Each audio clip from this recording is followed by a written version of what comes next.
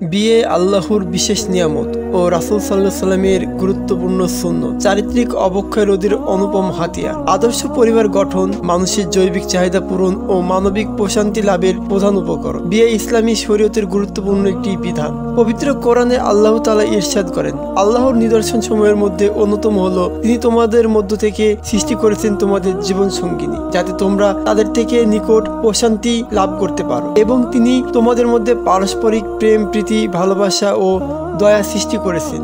সূরা room আয়াত 21। ইসলামে বিয়ের যাবতীয় নিয়মকানুন এবং বিধান, শর্ত ও আনুষঙ্গিক বিষয় নিয়ে সংক্ষিপ্ত আলোচনা করা হলো। ইসলামে বিয়ের রুকন বা মৌলিক ভিত্তি। 1.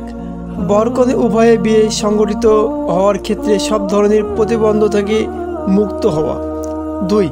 ইজাব বা প্রস্তাবনা। এটি হচ্ছে বরের কাছে মেয়ের অভিভাবক বা তার প্রতিনিধির পক্ষ থেকে বিয়ের প্রস্তাব উপস্থাপন করা, যেমন আমি অমুককে তোমার কাছে বিয়ে দিলাম, অথবা এ ধরনের অন্য কোনোভাবে প্রস্তাব পেশ করা। 3. কবুল বা গ্রহণ করা। এটি বর বা তার প্রতিনিধির সম্মতি সূচক বাক্য, যেমন আমি কবুল বা গ্রহণ করলাম ইত্যাদি। বিয়ে শুদ্ধ হওয়ার শর্ত। 1. বর-কনে উভয়কে গ্রহণযোগ্যভাবে নির্দিষ্ট করে নেওয়া। 2. বর-কনে একে অন্যের প্রতি সন্তুষ্ট হওয়া।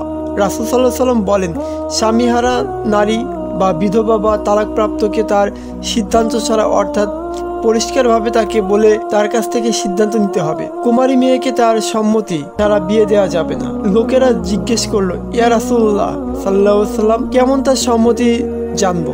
তিনি বলেন, চুপ করে থাকাটাই তার সম্মতি। বুখারী হাদিস নাম্বার 4741। 3. বিয়ের আকদ বা চুক্তি করানোর দায়িত্ব মেয়েদের অভিভাবককে পালন করতে হবে, যেহেতু আল্লাহ তাআলা বিয়ের দেওয়ার জন্য অভিভাবকদের প্রতি নির্দেশনা জারি করেছেন। আল্লাহ তাআলা বলেন, আর তোমরা তোমাদের মধ্যে অবিবাহিত নারী পুরুষদের বিবাহ দাও। সূরা নূর 24-32। রাসূল সাল্লাল্লাহু আলাইহি সাল্লাম বলেন, যে নারী তার অভিভাবকের অনুমতি ছাড়া বিয়ে করবে তার বিবাহ বাতিল, তার বিবাহ বাতিল, তার বিবাহ বাতিল। তিরমিজি হাদিস নম্বর 1021। 4. বিয়ের আকদের সময় সাক্ষী রাখতে হবে। রাসূল সাল্লাল্লাহু আলাইহি সাল্লাম বলেন, অভিভাবক ও 2 জন সাক্ষী ছাড়া কোনো বিবাহ নেই। সহিহ জামে হাদিস নাম্বার 7558।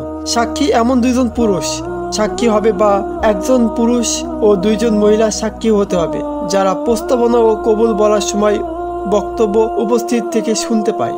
বিয়ের প্রচারণা নিশ্চিত করাও জরুরি। রাসূল সাল্লাল্লাহু আলাইহি সাল্লাম বলেন, তোমার বিয়ের বিষয়টি ঘোষণা করো। মুসনাদে আহমদ হাদিস নম্বর 1072।